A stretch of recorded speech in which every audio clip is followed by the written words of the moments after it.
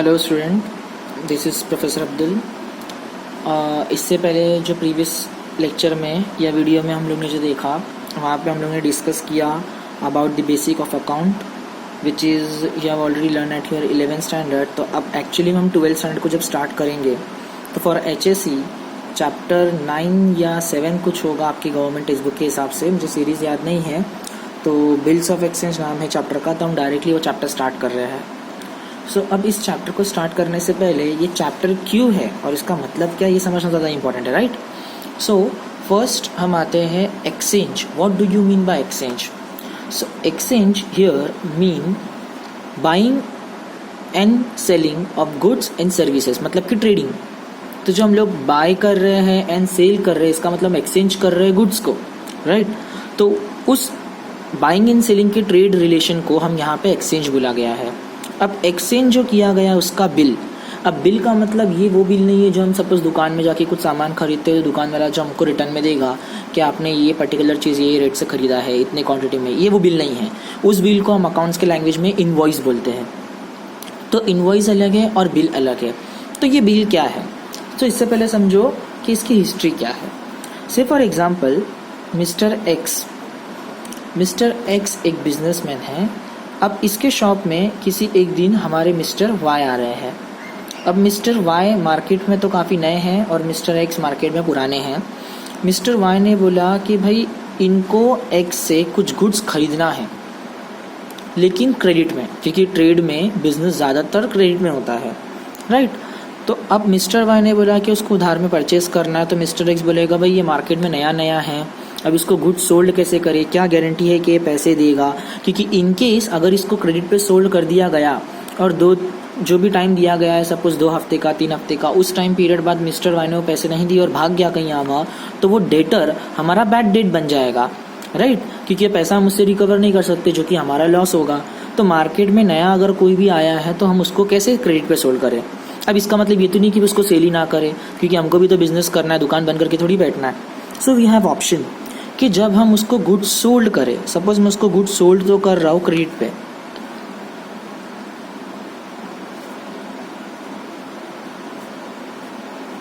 हमने उसको पीरियड बोला है 1 मंथ का। कितने मंथ का? 1 मंथ का। सो फॉर 1 मंथ हम गुड्स उसको सोल्ड कर रहे हैं और 1 मंथ का क्रेडिट पीरियड दिया जा रहा है कि उसमें उसको पैसा रिटर्न करना है। लेकिन सिर्फ गुड्स नहीं, गुड्स के साथ मैं एक पेपर भी दूंगा। भाई वो पेपर कैसे होगा? वो पेपर स्टैम्प पेपर होता है। वो पेपर कैसे होता है? एक स्टैम्प पेपर होता है। स्टैम्प पेपर आपको सबको पता होगा, जिसपे इंडियन स्टैम्प एक्ट 1899, उस एक्ट के हिसाब से स्टैम्प पेपर, मतलब जैसे कि हम लोग ने देखा है काफ़ी लीगल एफिडेविट पेपर या एग्रीमेंट पेपर, तो जिस पे अलग अलग स्टैम्प होते हैं, वैसे अलग स्टैम्प पेपर होता है जिसके ऊपर लिखा जाएगा कि भाई 10,000 के, सपोज ये 10,000 के गुड्स हम उसको दे रहे हैं। सो 10,000 के गुड्स मैंने, मतलब कि मिस्टर एक्स ने मिस्टर वाई को सोल्ड किए हैं, और मिस्टर वाई ये जो अमाउंट है ये 1 मंथ बाद पर्टिकुलर एक डेट आएगी, उस डेट पे मुझे पैसे देगा, ऐसा बोल के ये दोनों भी यहाँ पे साइन करते हैं। मतलब मिस्टर एक्स भी साइन करेगा और मिस्टर वाई भी यहाँ पे साइन करेगा। तो ऐसा एक बिल बनाया जाता है, ऐसा एक पेपर पे बनाया जाएगा, और वो पेपर इस ट्रेड का प्रूफ होगा। ये पेपर यहाँ गुड्स के साथ जाएगा। मिस्टर वाई को गुड्स रिसीव करने से पहले इस पेपर को क्या करना पड़ेगा?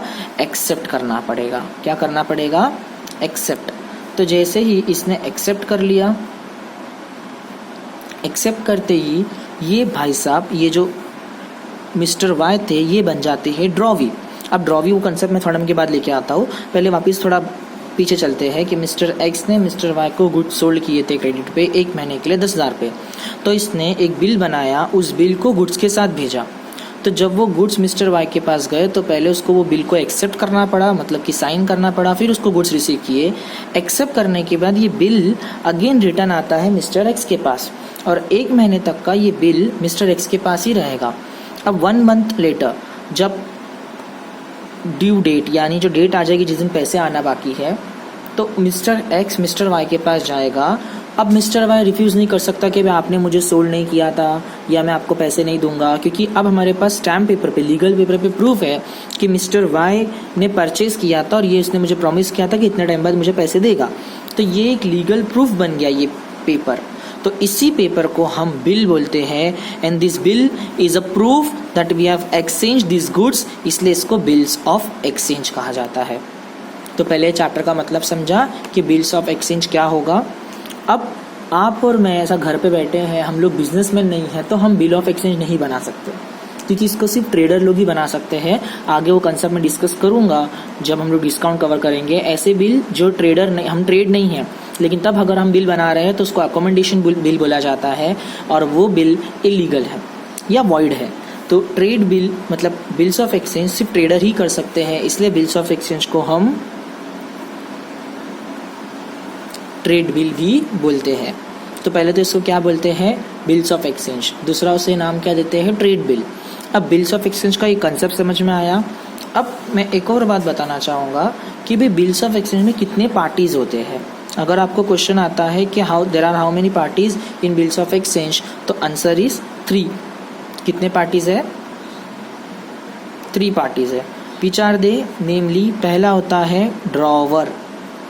अब ड्रॉवर कौन है, जिस बंदे ने बिल बनाया है, मतलब कि जो गुड्स सोल्ड कर रहा है वो ड्रॉवर होगा। हमारे केस में मिस्टर एक्स ने बिल बनाया था क्योंकि वो गुड्स सोल्ड कर रहा है, तो मिस्टर एक्स बन जाएगा ड्रॉवर।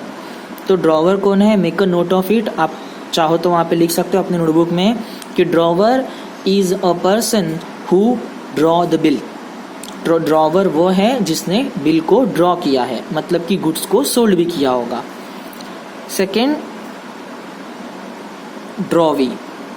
अब ड्रॉवी वो बंदा होता है जिसके ऊपर बिल बनाया होता है या जिसने गुड्स खरीदा होता है।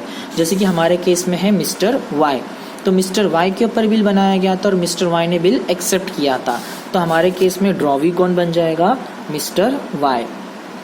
तो आप पहले एक कंसेप्ट समझ लो, the person who draw the bill is known as drawer, और drawee is a person who accept the bill, कि जिसने बिल बनाया है वो ड्रॉवर, और जिसके ऊपर बिल बनाया मतलब कि जिसने एक्सेप्ट किया है वो कौन हो जाएगा, ड्रॉवी। तो सर अभी थर्ड पर्सन कौन है, एक पार्टी तो ड्रॉवर हो गया, दूसरा ड्रॉवी हो गया, सो थर्ड पार्टी है हमारा पेई। अब पेई कौन होता है मैं बताता हूँ। पहले इस केस पे आ जाओ आप, इसे मिस्टर एक्स, सपोज 1 मंथ के बाद मिस्टर एक्स को जाना है मिस्टर वाई के पास, बट मिस्टर एक्स बहुत बिजी है, उसके पास टाइम नहीं है पैसा कलेक्ट करने के लिए। तो मिस्टर एक्स क्या करेगा, मिस्टर जेड को ये बिल दे देगा और मिस्टर जेड को बोलेगा कि भाई मिस्टर जेड, मेरे बिहाफ में मतलब कि एक्स के बिहाफ में तुम वाई के पास जाओ, ये बिल दिखाओ। जैसे तुम इसको बिल दिखाओगे ये तुमको पैसे दे देगा। अब वो पैसे लाके मिस्टर जेड वापस किसको दे देगा, मिस्टर एक्स को। तो इसमें मिस्टर जेड जो है ये हमारा बन जाता है पेई। इसका मतलब payee is a person who collect money from drawee on behalf of drawer. मतलब payee is a person to whom the amount of bill is payable, कि बिल का पैसा जिसको देना होता है वो पेई होता है। अब सपोज मिस्टर एक्स ही अगर पैसा जाके लेके आ रहा है तो मिस्टर एक्स ही ड्रॉवर भी बन जाएगा और पेई भी बन जाएगा। तो ये समझ में आया। तो बिल्स ऑफ एक्सचेंज में कितने पार्टीज होते हैं, 3 पार्टी, एक ड्रॉवर, दूसरा ड्रॉवी और तीसरा पेई। ये होने के बाद में हमको बिल्स ऑफ एक्सचेंज के कुछ नाम से सुनना है। तो कुछ नाम जानने से पहले एक इंस्ट्रूमेंट का नाम लेना चाहूँगा, जो कि बिल्स ऑफ एक्सचेंज को हम नेगोशिएबल इंस्ट्रूमेंट भी बोलते हैं। क्या बोलते हैं, नेगोशिएबल इंस्ट्रूमेंट। अब क्यों, सबसे पहले ये समझो, नेगोशिएबल इंस्ट्रूमेंट ऐसा इंस्ट्रूमेंट होता है जो which can be transfer by mayor delivery, मतलब हैंड टू हैंड डिलीवरी। अभी यहाँ पे मिस्टर एक्स ने जब मिस्टर जेड को ये बिल दिया कि भाई जाके मिस्टर वाई के बिहाफ में पैसा लेके आ, तो मिस्टर एक्स ने पेपर पे कुछ नाम वगैरह कट नहीं किया, कुछ ट्रांसफ़र नहीं कराया, सिंपली बिल इसके हैंड ओवर कर दिया। बिल अगर इसको हैंड ओवर कर दिया तो वो बिल किसका हो जाता है, मिस्टर जेड का। अगर मिस्टर जेड से इनकेस चोरी हो जाता है और इन्फॉर्म नहीं किया गया इन टाइम ड्रॉवी को और वो चोर बिल को लेके जाके ड्रॉवी के पास लेके चले जाएगा तो पैसा उसको मिल जाएगा। सो इट मीन्स ये थोड़ा रिस्की भी है और ये हैंड टू हैंड ट्रांसफ़र होता है। तो जो भी इंस्ट्रूमेंट हैंड टू हैंड मतलब मेयर डिलीवरी ट्रांसफ़र होते हैं, ऐसे इंस्ट्रूमेंट को हम नेगोशिएबल इंस्ट्रूमेंट बोला जाता है। और नेगोशिएबल इंस्ट्रूमेंट का खुद का एक्ट है नेगोशिएबल इंस्ट्रूमेंट एक्ट 1881, जो कि अमेंडेड हुआ है, कंप्लीटली अमेंडेड हुआ है इन 2015। लेकिन अमेंडेड वाला पार्ट आपको अभी नहीं दिया गया है, आप लोगों को सिर्फ इस बारे में ही बताया गया आपके सिलेबस में। आपके न्यू टेक्स्ट बुक में भी सिर्फ नेगोशिएबल इंस्ट्रूमेंट एक्ट 1881 ही बताया गया है। सो मैं उसी को कंसिडर करूँगा फिलहाल। सो ये समझ में आया कि पहले तो बिल्स ऑफ एक्सचेंज एक नेगोशिएबल इंस्ट्रूमेंट है जिसे हम ट्रेड बिल भी बोलते हैं, क्योंकि वो सिर्फ ट्रेडर्स करते हैं। अब वो समझने के बाद आपको ये समझना पड़ेगा कि बिल्स ऑफ एक्सचेंज के और क्या क्या नाम है। तो भाई इट इज़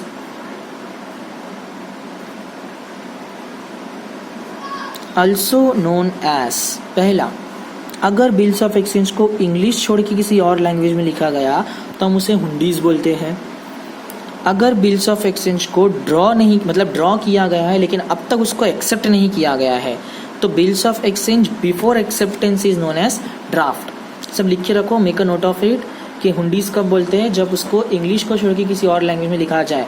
जैसे कि अभी कोई भी चीज़ अगर गिरवी करते हैं गांव में तो बहुत पॉपुलर होता है, specially Rajasthan and state of Gujarat, वहाँ पे हुंडीज बहुत बनाए जाते हैं। फिर ड्राफ्ट तो मैंने बोल दिया कि बिल्स ऑफ एक्सचेंज एक्सेप्ट करने से पहले उसे हम ड्राफ्ट कहते हैं। एक और मैं आपको बताना चाहूँगा कि फॉरेन बिल, कि अगर बिल ड्रॉ इंडिया में किया गया है लेकिन एक्सेप्ट इंडिया के बाहर किया गया है, या तो फिर ड्रॉ इंडिया के बाहर किया गया और एक्सेप्ट इंडिया में किया गया है, तो ऐसे केसेस में मतलब ड्रॉवर या ड्रॉवी दोनों में से कोई एक पार्टी या दोनों भी पार्टी आउट ऑफ इंडिया है या आउट ऑफ एक कंट्री है, तो ऐसे बिल को हम क्या नाम देते हैं, फॉरेन बिल। तो ये पहले हो गया basic introduction of bills of exchange, कि बिल्स ऑफ एक्सचेंज होता क्या है। सो लेट्स क्विक रिकैप कि बिल्स ऑफ एक्सचेंज कब करते हैं, in case of credit sale. जब क्रेडिट सेल होगा तो सिक्योरिटी के लिए कि हमको बैड डेट्स ना हो इसलिए बिल ड्रॉ करते हैं। कौन ड्रॉ करता है, जिसने गुड्स सोल्ड किया है। जिसने गुड्स सोल्ड किया वो होगा ड्रॉवर, जिसने परचेज किया, जिसने बिल एक्सेप्ट किया उसको हम बोलेंगे ड्रॉवी। थर्ड पर्सन जो पैसा कलेक्ट करने वाला है उसका हम कहेंगे पेई। तो बिल्स ऑफ एक्सचेंज में 3 पार्टीज इन्वॉल्व है जिसका नाम ड्रॉवर, ड्रॉवी, पेई है। इसके अलावा bills of exchange stamp paper पे किया जाता है। बिल्स ऑफ एक्सचेंज जब बनाया जाता है तो ये बनाने के बाद में इसको एक्सेप्ट करने तक इसे ड्राफ्ट कहा जाता है। एक बार एक्सेप्ट हो गया तो उसे बिल्स ऑफ एक्सचेंज या ट्रेड बिल बोला जाएगा। अगर इंग्लिश छोड़ के किसी और लैंग्वेज में तो उसे हुंडीज कहेंगे, और अगर इंडिया के बाहर उसे ड्रॉ किया गया है तो उसे हम फॉरेन बिल कहा जाएगा। इतना समझने के बाद में बिल्स ऑफ एक्सचेंज में थोड़ा और इन डिटेल कंसेप्ट आते हैं, हम उसको डिस्कस करेंगे। अब वो क्या होता है, सबसे पहले होता है एक इम्पोर्टेंट कंसेप्ट, ड्यू डेट। क्या आपने कभी ये डेट देखा है, ड्यू डेट? ये सबकोर्स आपके इलेक्ट्रिसिटी बिल पे ही होता है कि आपको एक डेट दी जाती है और वहाँ लिखा होता है ड्यू बाय। इसका मतलब क्या होता है कि ये जो भी डेट होती है आपको उसका पेमेंट ऑन और बिफोर दैट डेट करना होता है। ऑन और बिफोर का मतलब क्या हो गया कि भाई या तो जिस दिन वो डेट दी गई है उस दिन पेमेंट करो या उससे पहले, उसके बाद नहीं चलेगा, पेनल्टी लगेगी एंड ऑल। तो ऑन और बिफोर मतलब ड्यू डेट। तब ये ड्यू डेट होता क्या, ये समझो कि से फॉर एग्जांपल मैंने बिल बनाया है 1 मार्च 2020 को। ये बिल मैंने ड्रॉ किया है 1 मार्च 2020 को, और दिस इज फॉर 2 मंथ। तो ये जो बिल बनाया गया है 2 मंथ्स के लिए बनाया गया है, तो इसका पीरियड 2 महीने का है, 2 महीने का है। तो मुझे कोई बता सकता है कि इसका ड्यू डेट क्या आएगा? तो पहले तो 2 महीना मतलब भाई 2020 का 20 रहेगा, मार्च का मई हो जाएगा, और 1 तारीख का 1 तारीख होगा। नहीं, 1 तारीख का 1 तारीख नहीं होगा, क्योंकि जब हम ड्यू डेट कैलकुलेट करते हैं तो हमको 3 एक्स्ट्रा डेज देना पड़ता है, जिसे हम 3 ग्रेस डेज बोलते हैं। कि Y whenever you are calculating a due date for a bills of exchange, always remember you have to get 3 extra days, उसको हम क्या बोलते हैं, ग्रेस डेज। तो अभी यहाँ 1 तारीख के बाद में 3 दिन अगर देते हैं तो 2, 3 और 4, तो इसका मतलब हमारा ड्यू डेट बन जाएगा 4 मई 2020। सिमिलरली 15 फेब 2020 अगर है और बिल बना जा रहा है 3 मंथ्स के लिए, तो हमारा डेट क्या होगा? एनीवन? फेब के बाद 3 मंथ जो होगा वो क्या होगा? अप्रैल, मई एंड जून।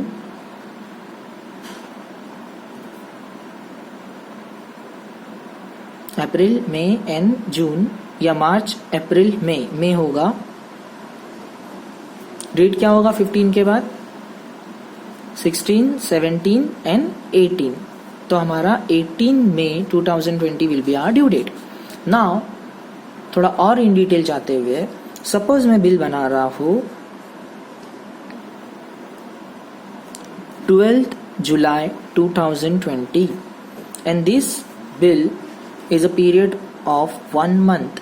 तो इसके बाद क्या आएगा भाई? 2020 ही रहेगा। जुलाई का हो जाएगा अगस्त, और 12 के बाद क्या आता है?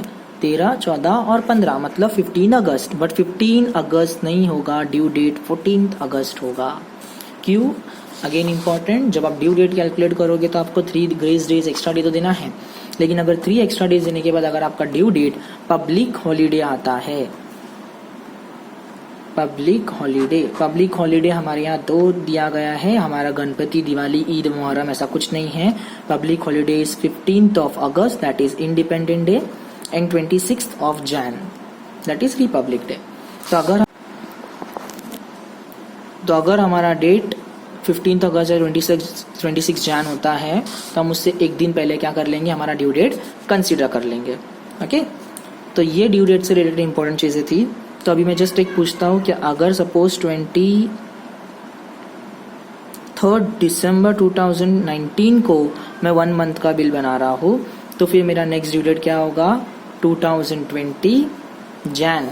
23 के बाद 4, 5, 6, 26 आ रहा है, तो 26 नहीं लेंगे हम, 25 लेंगे। तो ये होता है ड्यू डेट का कैलकुलेशन। इतना इंपॉर्टेंट कंसेप्ट आपके इंट्रोडक्शन लेक्चर के लिए इनफ है। इसके आप में 2-3 मार्क्स के ऑब्जेक्टिव आएंगे आपके पेपर में, that is enough for this. So इसके बाद हम डिस्कस करेंगे specimens of bills of exchange, और स्पेसिमेन के बाद will go for journal entries. Thank you for watching.